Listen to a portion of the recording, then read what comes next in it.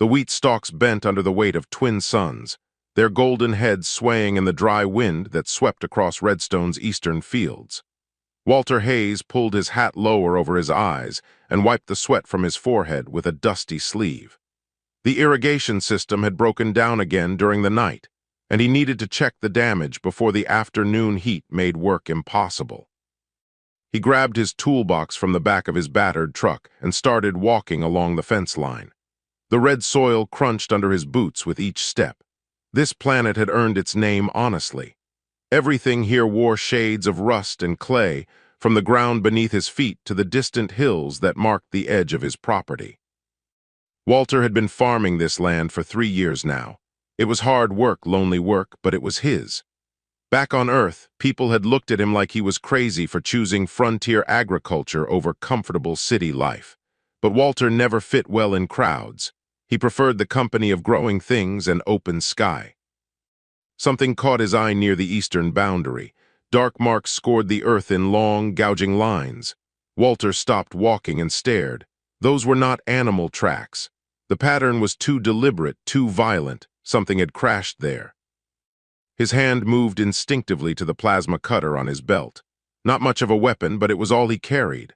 Walter approached slowly, stepping over torn wheat and scattered debris. Metal fragments glinted in the sunlight, pieces of hull plating, broken instrumentation. The wreckage of a small shuttle lay crumpled against an outcropping of rock. Then he saw them. 2 massive shapes lay in the shadow of the wreckage. At first, Walter thought they might be dead, but then one of them moved just slightly, a tremor running through leathery wings. They were huge, each one easily the size of his truck. Scales covered their bodies in patterns of deep blue and bronze. Long necks ended in reptilian heads with closed eyes. Wings lay twisted at unnatural angles. Dragons, Walter had seen pictures in the colonial briefings. Rare species, mostly kept to themselves in distant sectors. He had never expected to see one, let alone 2, bleeding in his wheat field. The smaller one made a sound. A low, pained rumble that seemed to come from deep in its chest. Its wing was shattered, bone visible through torn membrane. Burns covered its left side. The scales blackened and cracked. The larger dragon beside it was worse. Deep gashes ran across its body, and one of its legs bent wrong. Walter should have walked away, should have called the authorities and let them handle it. These were aliens, creatures he knew nothing about. But as he stood there watching them struggle to breathe, he could not make himself turn around. Movement in the distance made his decision for him. Shapes circled in the sky to the south. Scavengers. Redstone had plenty of predators that could smell blood from kilometers away. These dragons would not last an hour exposed like this. Walter ran back to his truck and drove it as close as he could to the wreckage. He jumped out and started pulling equipment from the cargo bed. Rope, canvas tarps, metal poles from his fencing supplies. His mind raced through possibilities. The dragons were too big to lift, too heavy for his truck to carry, but maybe he could drag them. He worked quickly, tying together a makeshift sled from his plow attachments and reinforcing it with everything he could find. The smaller dragon watched him with one half-open eye. Walter met that gaze and saw intelligence there, understanding, fear. "I'm going to help you," Walter said, knowing the creature probably could not understand his words. "This is going to hurt, I'm sorry." He wrapped the first dragon as gently as he could in canvas to protect its wounds, then used every bit of rope he had to secure it to the sled. The creature made terrible sounds as he worked, but it did not fight him. The larger dragon was unconscious, which made the process easier but more frightening. Walter could not tell if it was dying. With both dragons secured, Walter hooked the sled to his truck and started driving. Slowly, so slowly. The sled dragged heavily through the dirt, leaving a wide trail behind them. Every bump and rock made Walter wince, imagining the pain it must cause his passengers. The barn was 2 kilometers away. Under normal circumstances, that was a 5-minute drive. Today it took Walter nearly an hour. He stopped every few minutes to check on the dragons, to make sure they were still breathing, to adjust the ropes that held them. Sweat poured down his face. His arms ached from gripping the steering wheel. The suns climbed higher, turning the air into a furnace, but Walter kept going. When he finally reached the barn, he was shaking with exhaustion. He unhitched the sled and used a mechanical winch to drag it inside into the cool darkness. The dragons lay still, too still. Walter ran for water and medical supplies, his hands fumbling with containers and bandages. As he knelt beside them, cleaning wounds and trying to stop bleeding with materials meant for livestock, Walter heard a new sound, a high-pitched beeping. It came from a device attached to the smaller dragon's harness, a beacon. Someone would come looking. Someone would find them. Walter looked at the two broken creatures he had just saved and realized he might have made everything worse. But as he met the smaller dragon's eyes again and saw gratitude there, he knew he would make the same choice every time. Outside, engines rumbled in the distance. Company was coming, and Walter had a feeling they would not be friendly. Darkness filled the barn when Walter opened his eyes. He had fallen asleep in the corner, slumped against a stack of grain bags. His back screamed in protest as he sat up. How long had he been out? An hour? 2. Both dragons were awake now.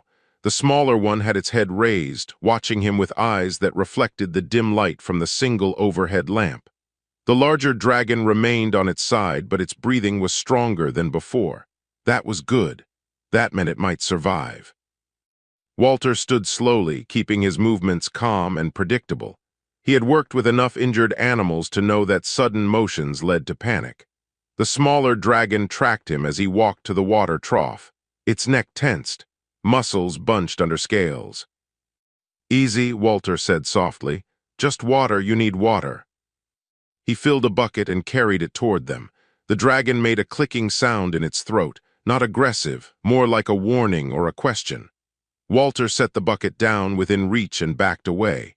The dragon watched him for a long moment, then lowered its head to drink. The sound of it lapping water filled the quiet barn.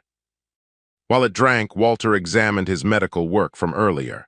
The bandages were holding, though blood had seeped through in places. He would need to change them soon. The dragon's wing worried him most. The bones were clearly broken in multiple places.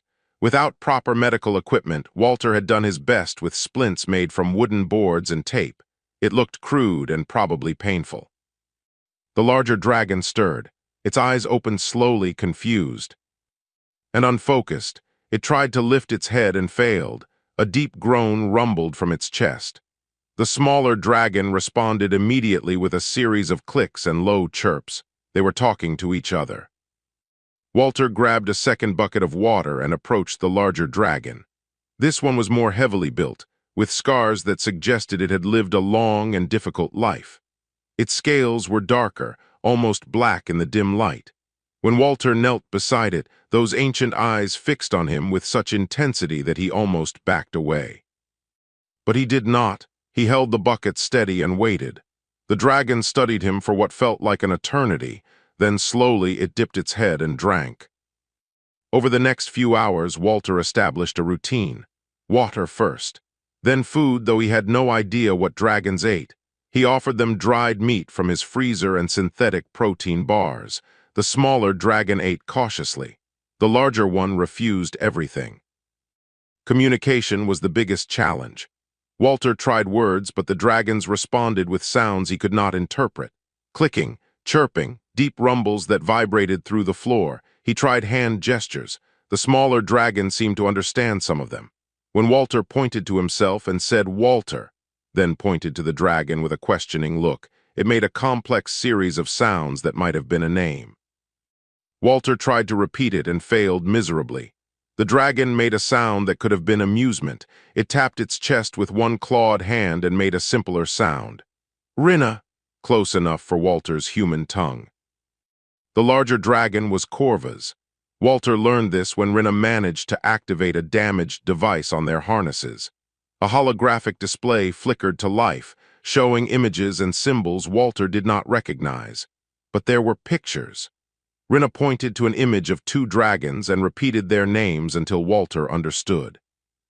The holodisplay showed other things too. Burning cities, ships firing weapons, dragons fleeing through smoke and fire. Rinna's claw moved across the images, telling a story Walter could only partly grasp. War, escape, pursuit, and then images of creatures that looked like the dragons but were marked with red symbols. Hunters. Walter's blood went cold. The beacon, someone was tracking them. As if summoned by his thoughts, the sound of engines grew louder outside.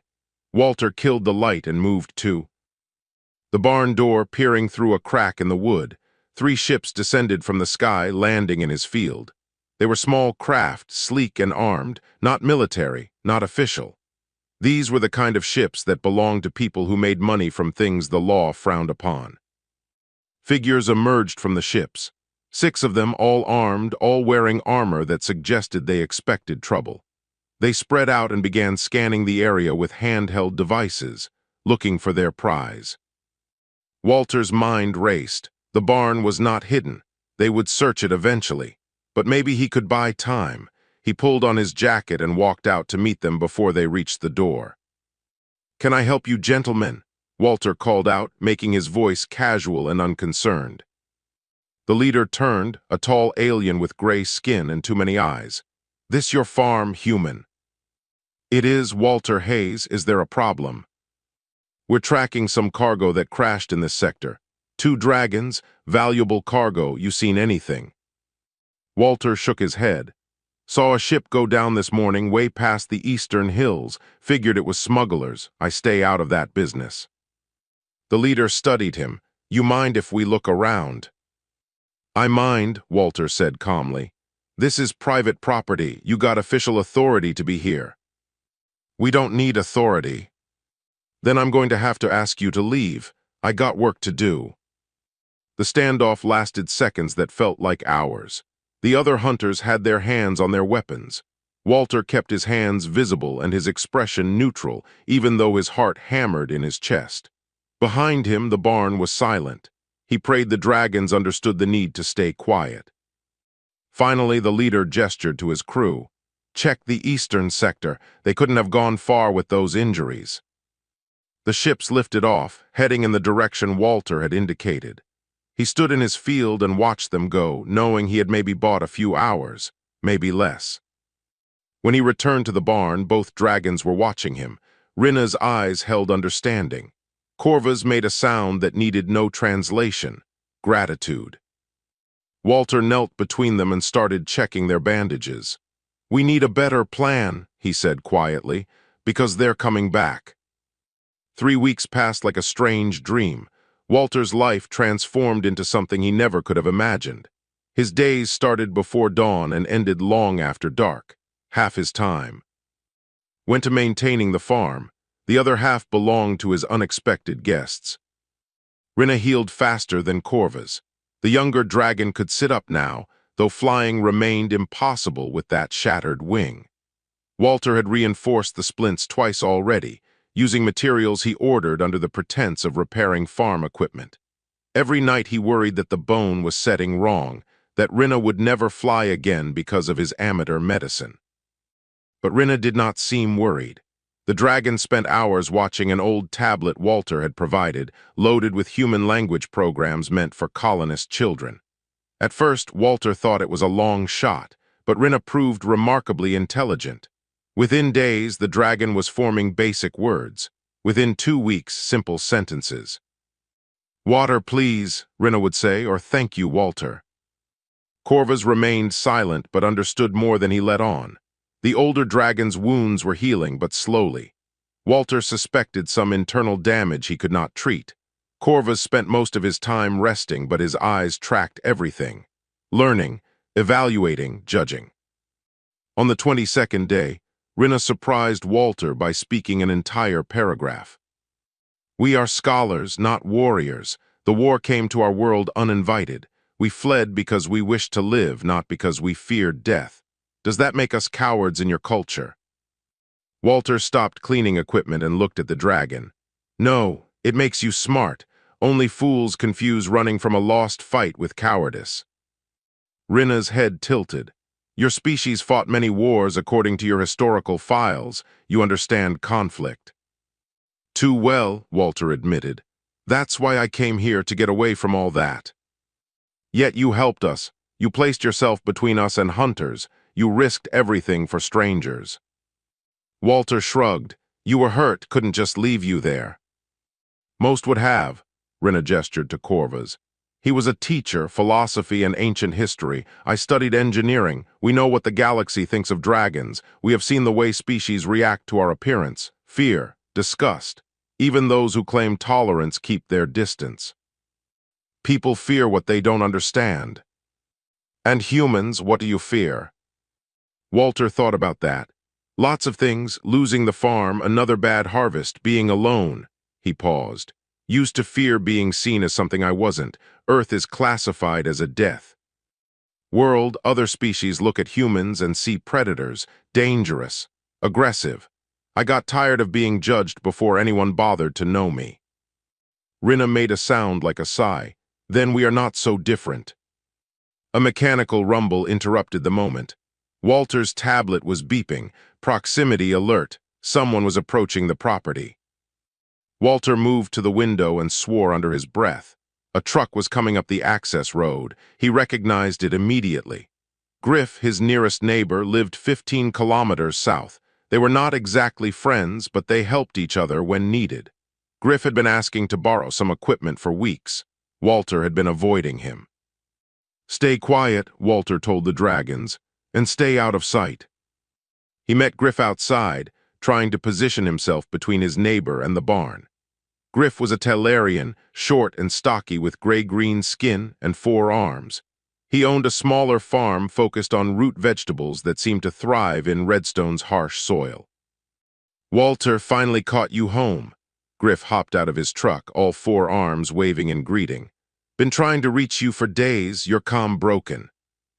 "Been busy, lot of repairs to handle." Walter kept his voice casual. "I bet, saw those hunter ships circling your sector couple weeks back. Any trouble?" "Nothing I couldn't handle. What do you need, Griff?" Griff's expression shifted. His large eyes studied Walter with concern. "You okay, Walter? You look terrible, lost weight, you sleeping?" "I'm fine." "You're not fine, and your wheat looks neglected. Those eastern fields are weeks overdue for harvest." Griff moved closer, lowering his voice. "What's going on? You in some kind of trouble?" Walter wanted to brush him off, wanted to send Griff away with polite lies. But standing there, looking at the genuine worry on his neighbor's face, Walter realized how tired he was, how alone he had been carrying this secret. "If I tell you something," Walter said slowly, "I need your word you'll keep it to yourself." Griff's eyes widened. "Of course, we're neighbors. Whatever it is, I'll help if I can." Walter glanced back at the barn, then made a decision that could change everything. "Come with me, but Griff, I need you to trust me. What you're about to see, it's not what you think." He led Griff to the barn. His neighbor followed, confusion clear on his face. When Walter opened the door, revealing the 2 dragons. Resting inside, Griff froze. All 4 of his arms went rigid. His skin color shifted to a pale, frightened shade. "Walter," Griff whispered, "what have you done?" "I helped them. They were dying." "Those are dragons. Do you know what dragons are worth on the black market? Do you know what those hunters will do to you if they find out?" "I know." Rina lifted her head. "Please do not fear us. We mean no harm to you or Walter." Griff stumbled backward. "It talks." "She talks," Walter corrected. "Her name is Rina, that's Corvus." Corvus raised his head slightly, acknowledgement in his ancient eyes. Griff stood there, breathing hard, looking between Walter and the dragons. Finally, he spoke in a shaky voice. "You're insane, you know that." "Probably." "They'll kill you for this. Those hunters don't care about laws." "I know that too." Griff was quiet for a long moment. Then, surprisingly, his color started returning to normal. "Show me their injuries. If we're going to be insane together, we should at least do it properly." Walter felt something release in his chest. Relief, gratitude, thank you. "Don't thank me yet. We still need to figure out how to keep all of us alive."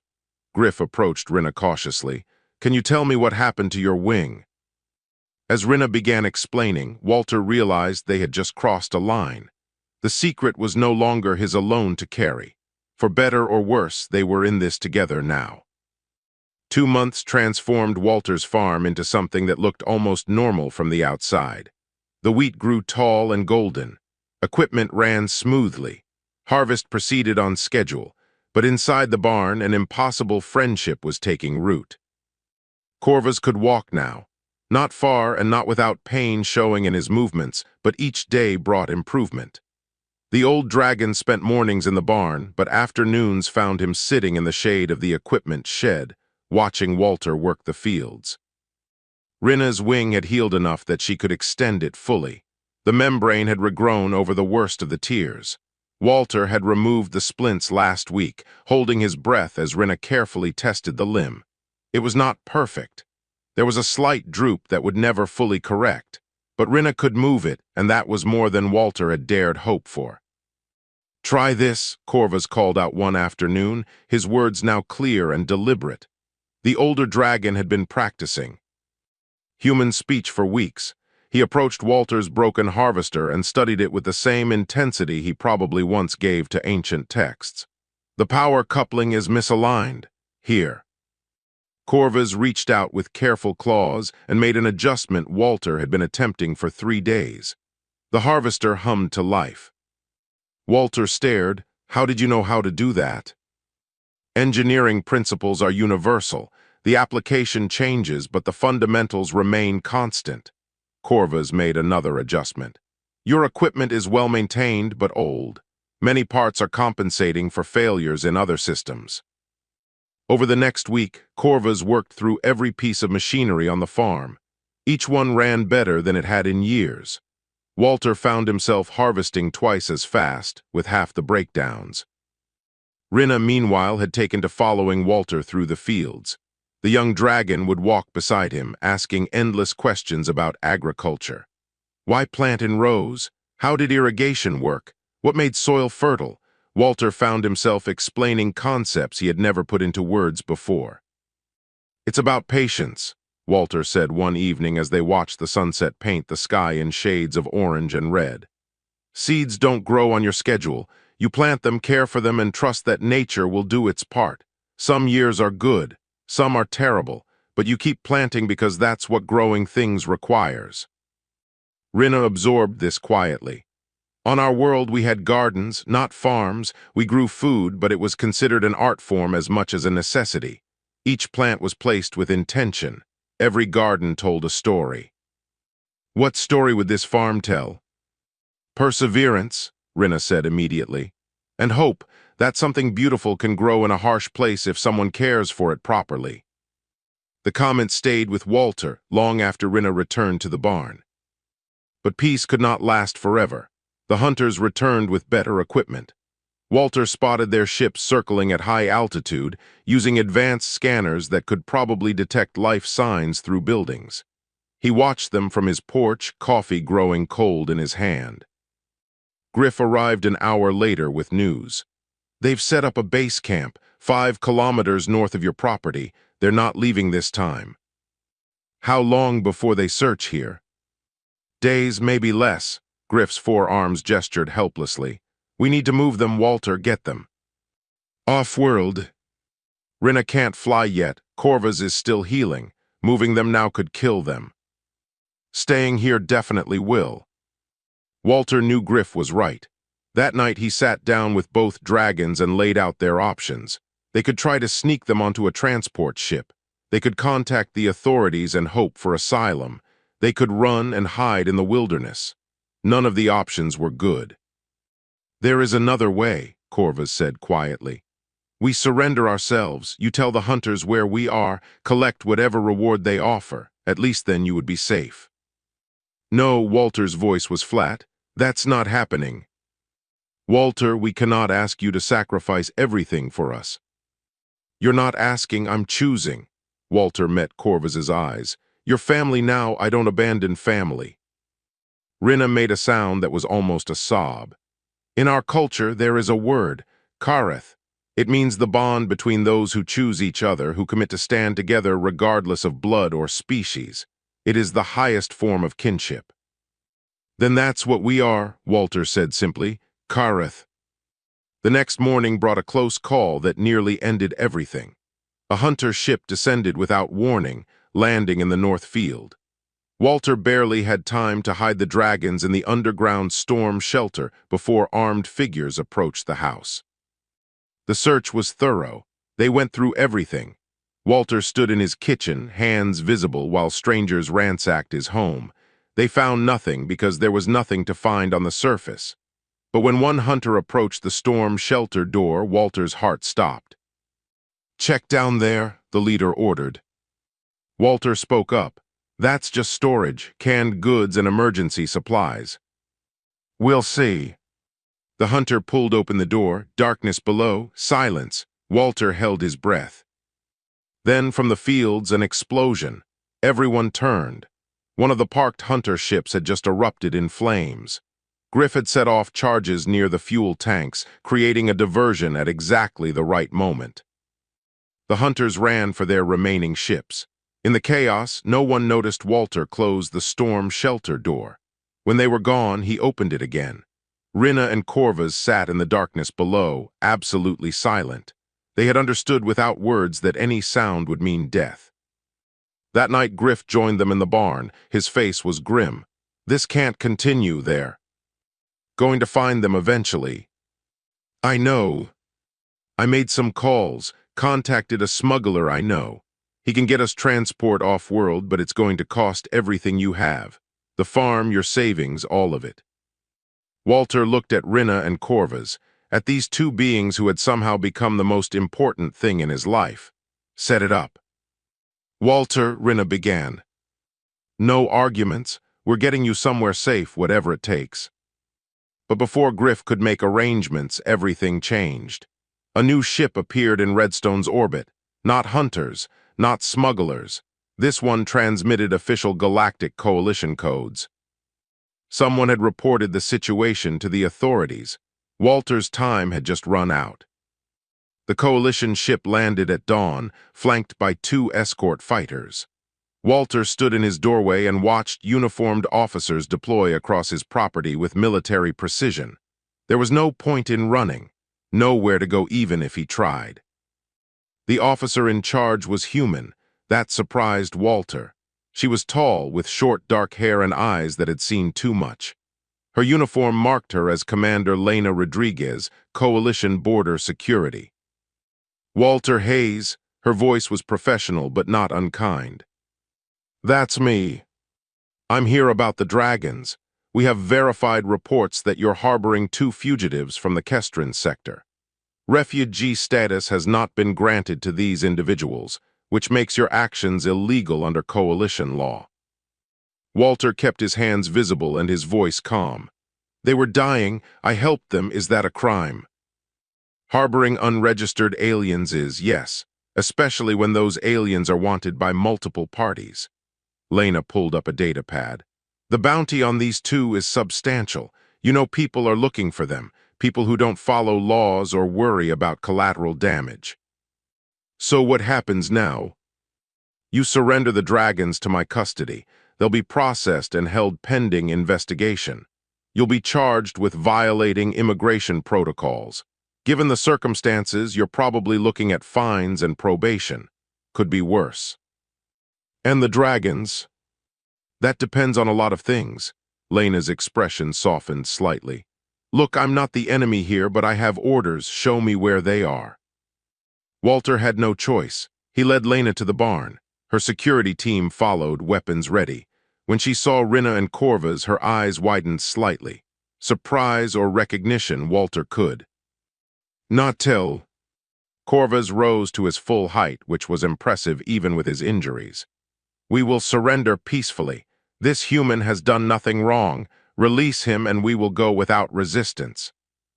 "It doesn't work that way." Lena approached slowly, studying both dragons. "You're the scholars from Kestrin. I read the reports. Your people filed for asylum 6 months ago." "And were denied." Corvus's voice held bitter resignation. "The Coalition does not welcome those fleeing civil war. We understand galactic politics." Rinna moved closer to Walter. "Please do not harm him. He saved our lives when anyone else would have let us die." Before Lena could respond, Griff arrived with half the farming community behind him. 20 trucks and haulers carrying settlers from across the region. They formed a line between the coalition forces and the barn. "What's going on here?" Lena demanded. A woman stepped forward. Her name was Bate, and she ran the biggest farm in the northern sector. "We heard you were taking the dragons. That's not happening, Commander." "This is a legal matter. Stand down." "This is our community. These dragons have helped us, fixed equipment, shared knowledge. They're not criminals." Bate gestured to the others. "Ask anyone here. The dragons have done nothing but try to help." Lena looked around at the assembled farmers. Tension filled the air. Her security team shifted nervously, outnumbered but better armed. "Everyone calm down," Lena said. "I'm just doing my job." "Your job is to protect people, right?" This came from another farmer. "Well, those dragons are people too. They're not weapons or criminals, they're refugees." A child pushed through the crowd. Young, maybe 8 years old, with the bright orange skin of the Velian species. She ran straight to the barn, ignoring Lena's shouted warning. The girl stopped in front of Rinna and held up her arm, showing a bandage. "You fixed me," the girl said.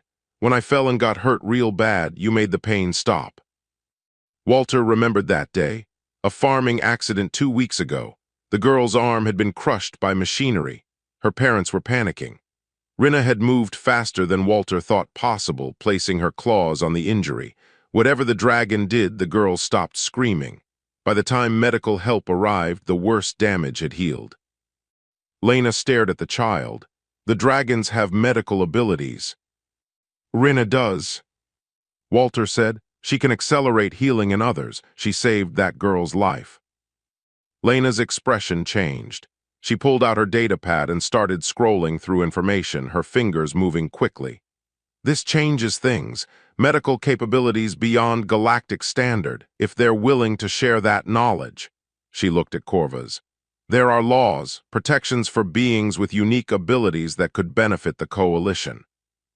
"We would share freely," Corvus said. "We have always believed knowledge should serve all, not just those who possess it." "Give me a few hours. I need to contact my superiors." Lena turned to her team. "Stand down, establish a perimeter, but no aggressive action." The farmers did not leave. They set up camp right there, making it clear they would not abandon the dragons. Someone brought food. Someone else started a fire.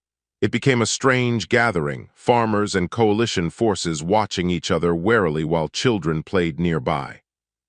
Walter sat with Rinna and Corvus as the twin suns set. "I don't know what's going to happen." "Whatever comes, you gave us something precious," Rinna said. "Time, safety, hope, that is more than anyone else offered." Lena returned after dark, her face troubled. "I made calls, pulled strings. There's a chance. We can grant temporary asylum while we review their refugee status properly. But there's a problem." "What problem?" Walter asked. "Those hunters know you're here. They know the Coalition is involved. They're making a move tonight to grab the dragons before official protection can be established." Lena looked directly at Walter. "They're coming with everything they have, and they don't care who gets hurt." Griff swore. Bates started organizing the other farmers. Walter looked at his home, his fields, his life, and realized he was about to fight for all of it. "Then we need to be ready," Walter said, "because I'm not letting them take my family." They came at first light when the sky was still gray and the world was caught between night and day. 8 ships descended fast and hard, ignoring any pretense of subtlety. These were not scouts or search parties. This was an assault force. Walter stood on his porch with a plasma cutter in one hand and a farming tool in the other, knowing neither would be much use against military-grade weapons. But he would not hide while others fought for his home. The farmers had transformed the property overnight. Tractors formed barricades. Automated harvesters became mobile surveillance platforms. Bate had somehow rigged the irrigation system to create mud pits that would bog down ground vehicles. Griff had distributed every tool, weapon, and improvised defense they could gather. Lena's coalition forces took defensive positions around the barn. She had tried to evacuate the civilians, but no one would leave. This was their community. These were their friends. The hunters landed in the North Field, far enough to avoid immediate retaliation but close enough to press an attack. Figures emerged from the ships, heavily armed and armored. Walter counted at least 20, maybe more. Their leader used a loudspeaker. "Send out the dragons, do that and we leave peacefully. Refuse and people die, you have 5 minutes." Walter looked at Lena, she shook her head. "We hold, reinforcements are coming." "How long?" 20 minutes, maybe 30. The hunters would not wait that long. Walter could see them organizing for an assault. He moved to the barn where Rinna and Corvus waited, both dragons tense and ready. "This is wrong," Corvus said. "We should surrender, end this before anyone is hurt." "No," Walter's voice was firm. "We stand together." The first shot came at minute 4, a warning blast that vaporized one of the barricade tractors. The message was clear. The hunters meant business. Then the fighting started for real. Energy weapons lit up the dawn. Coalition forces returned fire with controlled bursts. The hunters pressed forward using their numerical advantage. They were professionals, coordinated and efficient. But they underestimated farmers who had spent years coaxing life from hostile soil. Bait triggered the irrigation system, turning the approach into a swamp. 2 hunter vehicles bogged down immediately. Griff deployed modified harvester drones that swarmed like angry insects, obscuring vision and disrupting communications. Walter ran between positions, coordinating defense. A blast hit near his feet and he rolled, coming up with his plasma cutter. He fired at a hunter who had breached the inner perimeter. The shot went wide but made the hunter take cover. The battle was chaos, noise and fire and fear.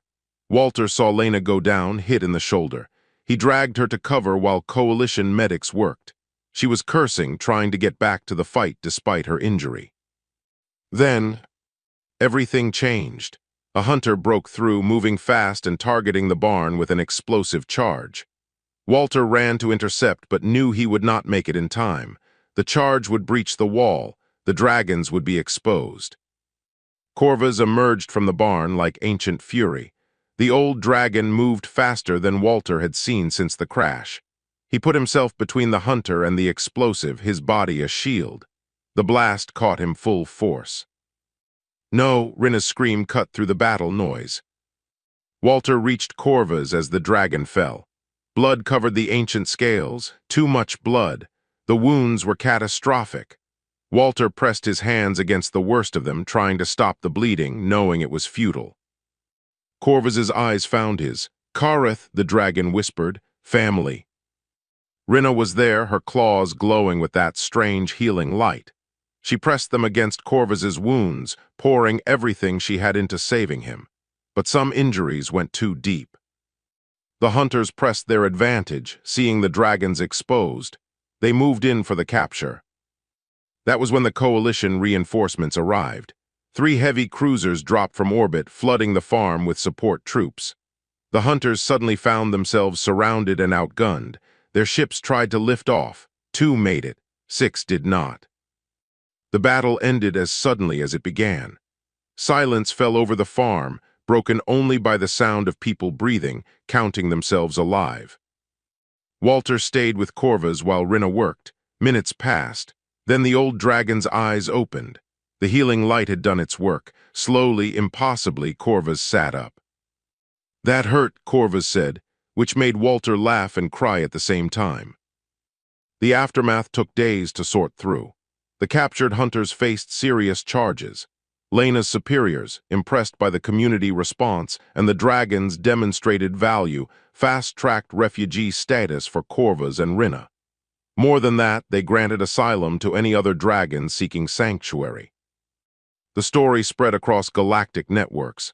A human farmer and 2 dragons, a community that stood together. The images captured that day showed something powerful.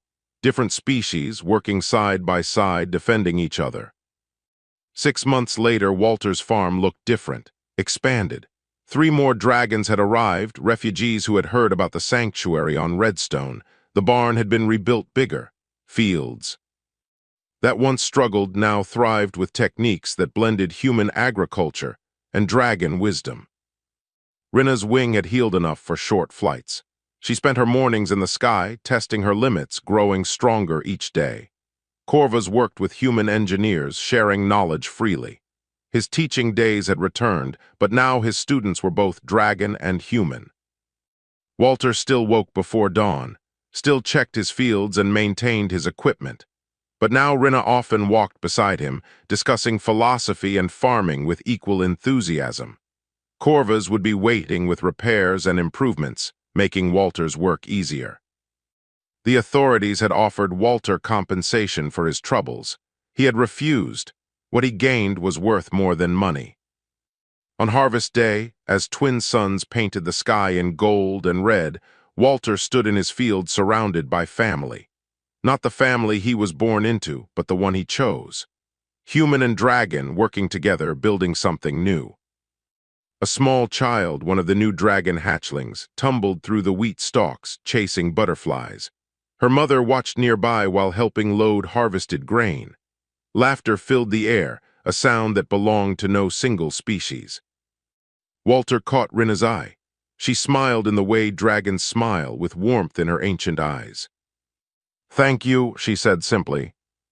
Walter looked around at everything they had built together, at the community that had grown from one act of compassion, at the future taking root in Redstone's red soil.